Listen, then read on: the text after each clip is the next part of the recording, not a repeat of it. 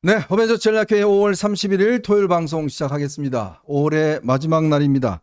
이제 선거가 며칠 남지 않았습니다. 다음 주 화요일이면 선거가 열리는데 오늘 오전에 꽤 끔찍한 사고가 일어났습니다. 다행스럽게도 인명 피해는 없었습니다만은 오늘 5호선에 이 60대 이 남자가 신나를 뿌리고 방화를 해서 여기 화재가 발생을 했습니다.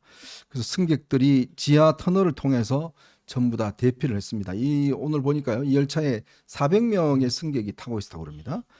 있어서 여의나루역에서 마포역으로 향하던 거긴데 아마 이게 한강 밑에 지하 이제 이 터널일 겁니다. 한강 밑으로 해서 다들 피해 가셔서 그나마 피해는 없었는데 꽤 아마 아침에 큰 사고가 될 뻔했습니다. 60대 남자인데요, 체포가 됐습니다. 체포가 됐고 신나를 뿌려서 이제 불을 나게 했다라는 그런 소식이 들어왔습니다.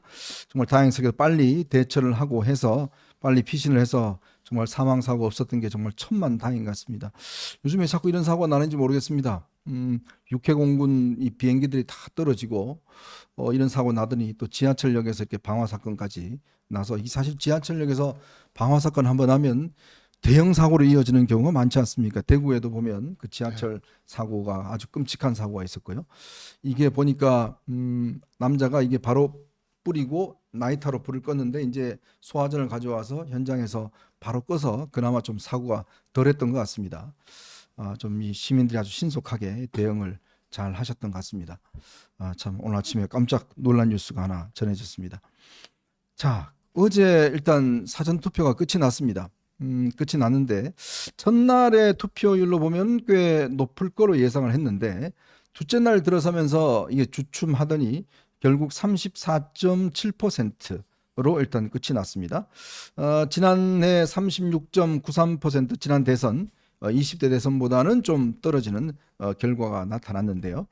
근데 전반적으로 보면 좀 이게 저희가 의미 있게 보면 대구의 투표율이 꽤 낮습니다. 지금 대구가요, 지난 20대 대선에서는 33.91%였는데 이번에는 25.63%로 전국에서도 가장 낮은 투표율을 보이고 있습니다.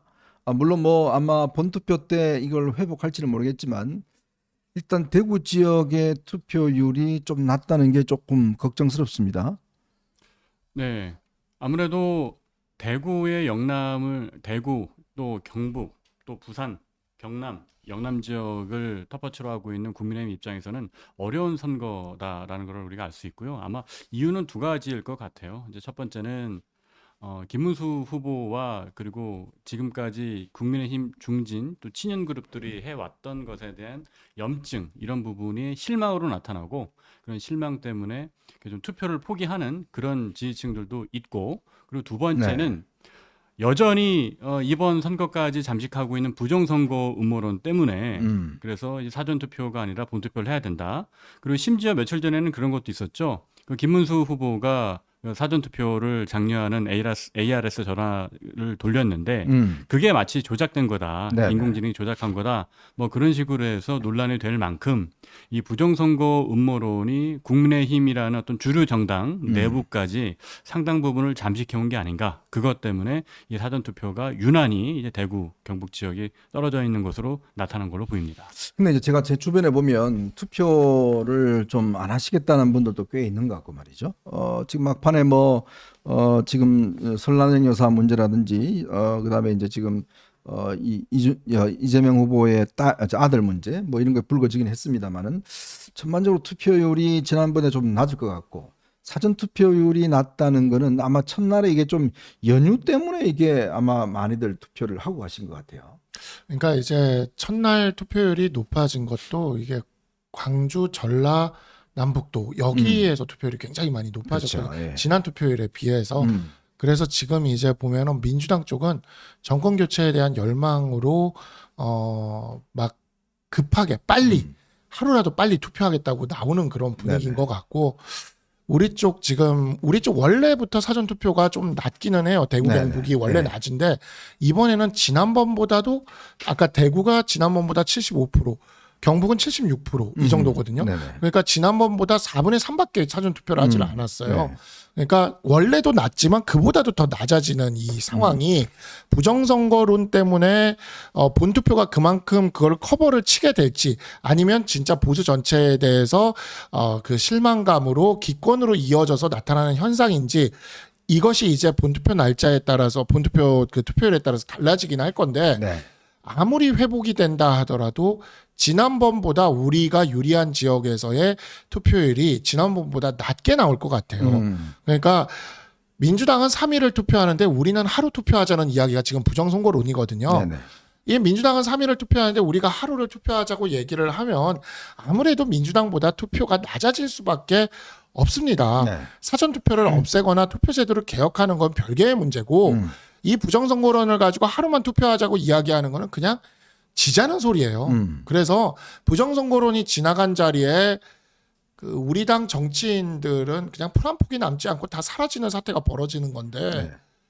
지금 그 정말 우리가 어렵게 밀어내서 지난 대선과 지방선거를 이겼던 그 부정선거론이 완전히 당내에 마치 주류처럼 들어와 버렸고 이제 제가 이야기를 듣기로는 원외당협위원장들이 제게 해주는 얘기예요. 당 중앙선대위에서 연사라고 내려온대요.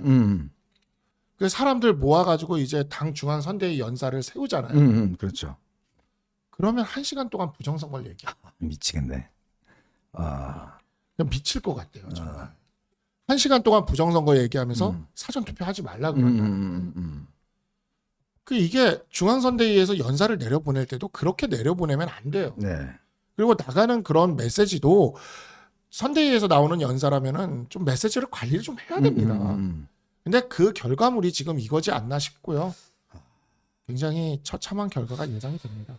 참 이게 부정선거 유령이 보수 진영을 벌써 몇 번째 떠다니고 있는 것 같습니다. 이게 원래는 사실은 예전에 이제 좌파 진영이 어려울 때는 좌파 진영에서 이 부정선거론이 꽤 이제 망령이 돌아다니다가 이게 이제 다시 보수 진영으로 또 넘어와서 지금 보수 진영에 좀 꽤 오랫동안 이 망령이 떠다닌 것 같습니다. 물론 뭐 지금 일부 드러나고 있는 여러 가지 어떤 선거 사례 이것들은 이제 선거를 하다 보면 좀 부실한 관리라든지 문제가 될 수가 있습니다. 근데 우리가 이야기하는 부정선거라는 거는 정말 뭐 컴퓨터를 조작한다든지 뭐 조직적으로 정말 이 투표를 갖다 왕창 넣어서 한다든지 뭐 이런 걸 이야기를 하는 거잖아요. 맞아요. 그러니까 선거라는 게 뭐 전국적인 선거에서 뭐 실수가 없을 수가 없지 않겠습니까? 이제 그런데 그거를 지금 이렇게 한다 그러면 글쎄요, 스스로 이제 발목 잡는 게 아닌가라는 그런 생각이 듭니다. 어쨌거나 이번 선거 아마 그래서 오늘 박근혜 전 대통령이 서문시장을 오늘 방문을 했습니다. 이 지금 아마 대구 지역, 경북 지역의 투표율을 높이기 위해서 아마 박근혜 전 대통령에 대해 요청을 한 것 같은데요. 오늘 아마 박 전 대통령이 서문시장을 방문해서 오늘 아마 상인들하고 이제 인사를 하는 그런 모임을 오늘 지금 행사를 가지고 있습니다.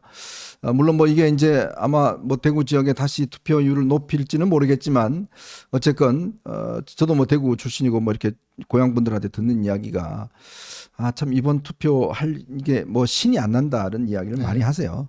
그렇기 때문에 뭔가 이 부분에 대한 좀 핵심적인 게 있어야 되는데 시간이 너무 부족한 게 아닌가 그런 생각이 많이 듭니다. 자, 오늘 여러분들과 함께요. 저희가 세 가지 이야기를 좀 해볼까 합니다. 지금 유시민이 이야기했던 이 설난영 여사 이 씨에 대한 이야기, 폄하 문제, 이게 꽤 마지막 선거에서 굉장히 아마 사람들의 감성을 자극하는 이슈가 되는 것 같습니다. 이에 대해서 김문수 후보도 오늘 유세 중에서 눈물을 흘리면서 이런 이야기에 대한 반박을 했고, 특히 이게 이제 학벌, 남녀 차별, 뭐 이런 여러 가지 어떤 지점에서 꽤 논쟁적인 이슈가 되고 있는 것 같습니다. 이게 아마 이준석 후보가 제기했던 이 이재명 후보의 아들 문제 이거와 같이 겹쳐지면서 지금 전방위적으로 아마 이재명 후보를 이제 공격하고 있는 것 같습니다. 자, 이러다 보니 이재명이 이제 더 세게 지금 나오는 것 같습니다. 처음에 정치 보복 안 하겠다고 이야기를 하다가 내란 처벌을 아주 강력하게 주장하고 나섰습니다. 좀 아들 문제를 좀 이게 좀 더 이 덮기 위한 그러한 조치인 것 같은데 이 문제도 한번 살펴보고요. 그리고 이게 뭐 이 댓글 공작팀이 새롭게 좀 문제가 되고 있습니다. 리박스쿨이라고 하는 댓글 조작팀이 있었는데요. 이게 주로 이제 뭐 김문수 후보를 응원하고 이제 이재명 후보를 좀 공격하는 뭐 그런 어떤 이 하는 댓글 팀인 것 같은데 문제는 과연 이들이 김문수 후보만 지원했겠냐라는 것이죠. 지금 뭐 일각에서는 지난 경선이나 이제 선거 과정에서 한동훈 후보를 꽤 비판하고 어떤 댓글을 남긴 거 아닌가 이런 의혹도 사고 있는데요. 이 문제도 한번 짚어보도록 하겠습니다. 자, 여러분 보시면서요. 구독과 좋아요 알림 꼭 부탁드리도록 하겠습니다. 오늘 첫 번째 이슈로 한번 넘어가 보겠습니다.